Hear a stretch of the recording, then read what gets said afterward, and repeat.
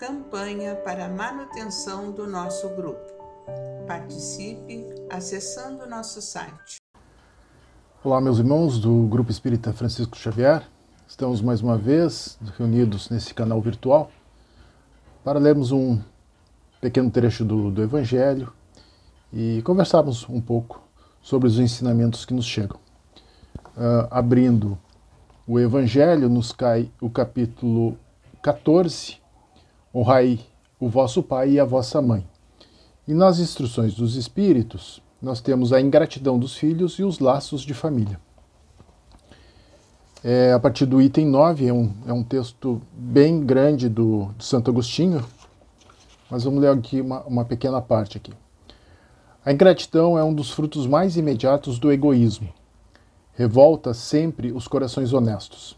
Mas a dos filhos, com relação aos pais, tem um caráter ainda mais odioso.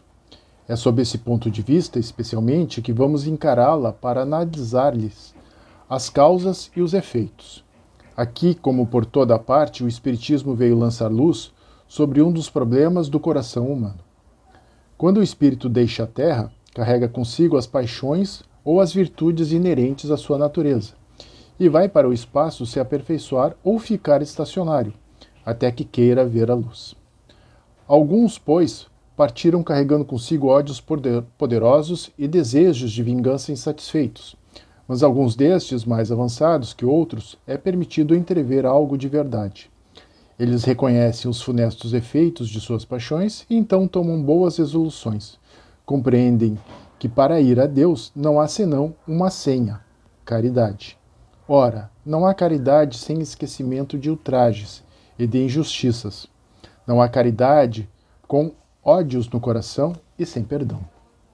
Então, por um esforço inaudito, olham aqueles que detestaram na terra, mas ante essa visão, sua animosidade desperta. Revoltam-se com a ideia de perdoar, e mais ainda com a de se abdicarem de si mesmos, sobretudo, a de amarem aqueles que talvez lhe destruíram a fortuna, a honra, a família. Entretanto, o coração desses infortunados está abalado. Eles hesitam, vacilam.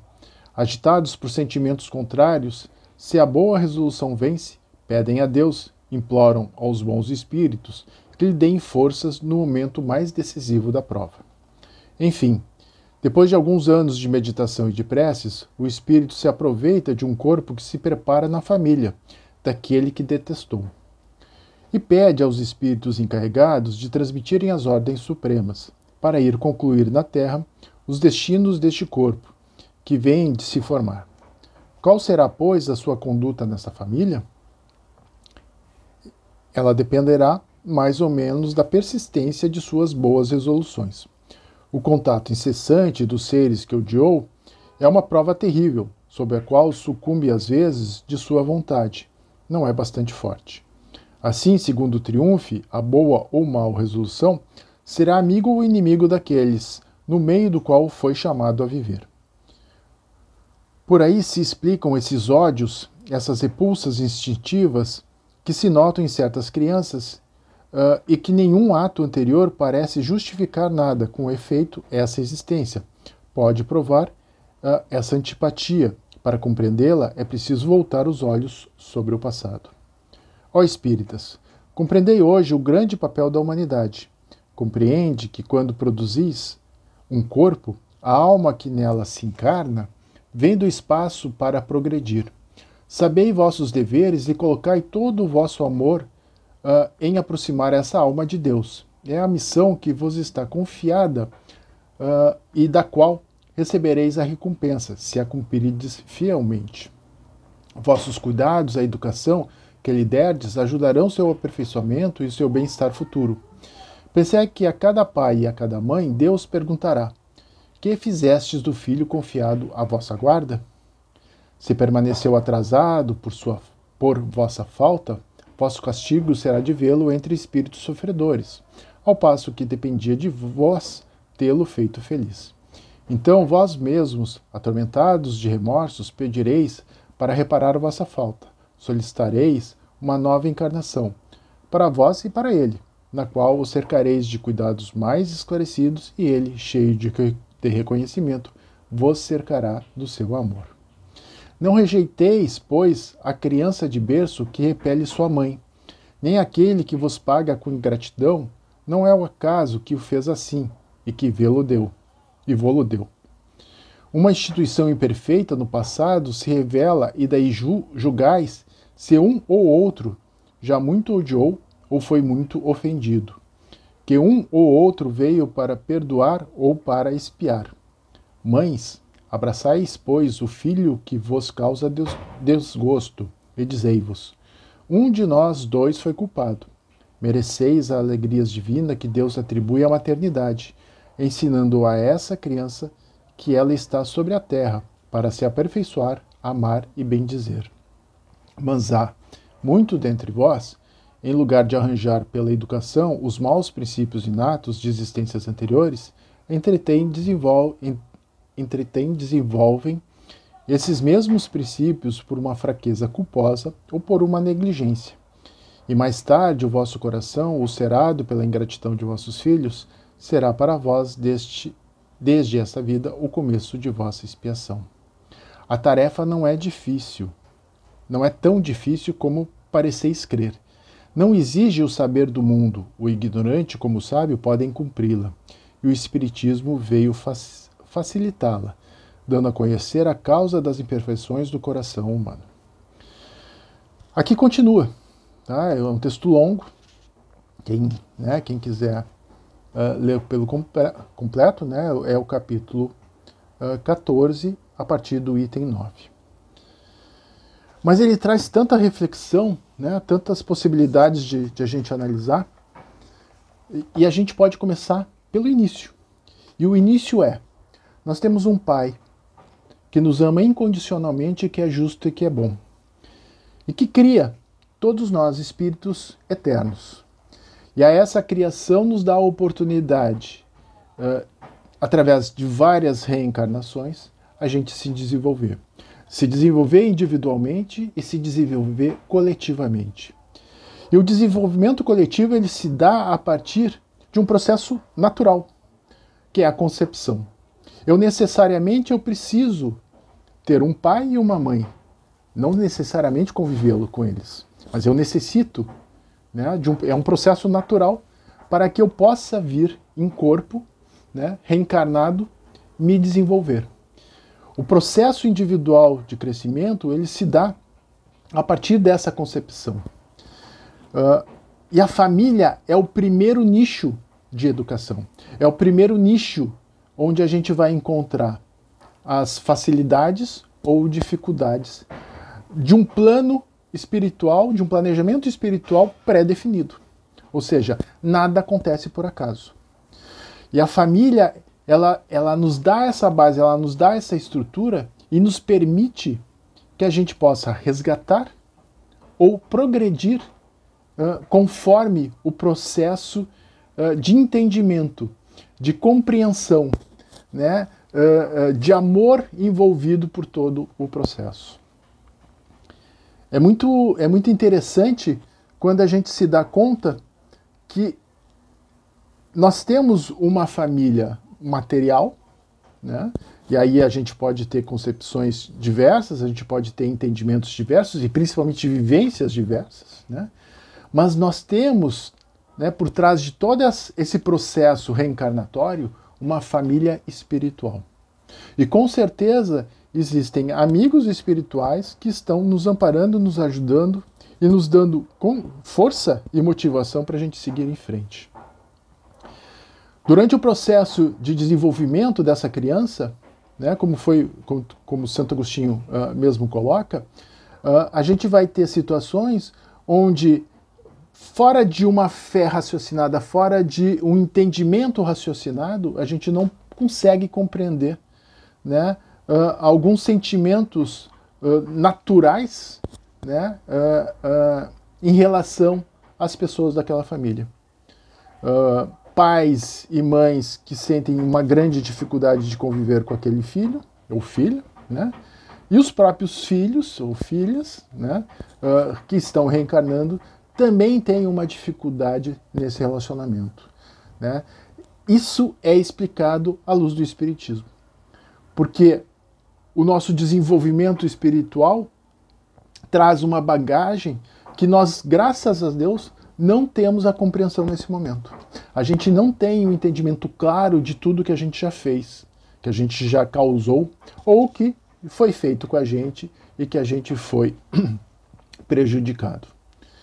E é nesse momento em que a superação da convivência desses espíritos reencarnantes faz a diferença.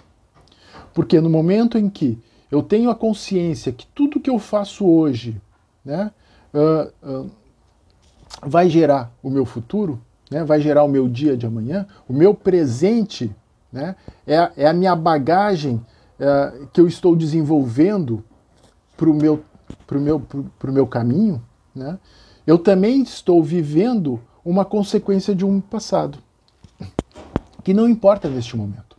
O que importa, sim, é que quando eu também vim reencarnado para esse plano terreno, e a gente sabe que é um planeta de provas e expiações, eu também tinha no meu planejamento espiritual receber essa criança. E receber essa criança com um objetivo.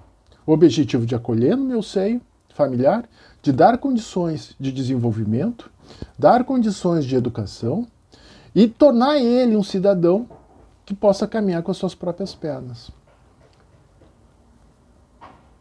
E isso é fácil? Não, isso não é fácil. Até porque não existe uma escola para desenvolver pais e mães. A vida é uma grande escola. E o processo de desenvolvimento, ele se dá na prática. A teoria, embora, né, esteja aí disponível em diversos livros, e o próprio Espiritismo é uma grande, né, teoria, onde a gente tem inúmeras informações de como conviver, de como se relacionar, de como se aceitar, de como se perdoar, de como respeitar, né, a individualidade de cada um. Na prática é que a gente vai se desenvolvendo. É na prática que a gente vai, através de erros e acertos, a gente vai evoluindo em conjunto. Claro que nem sempre as relações familiares e as relações de pais e filhos, elas são tranquilas. Na grande maioria não é.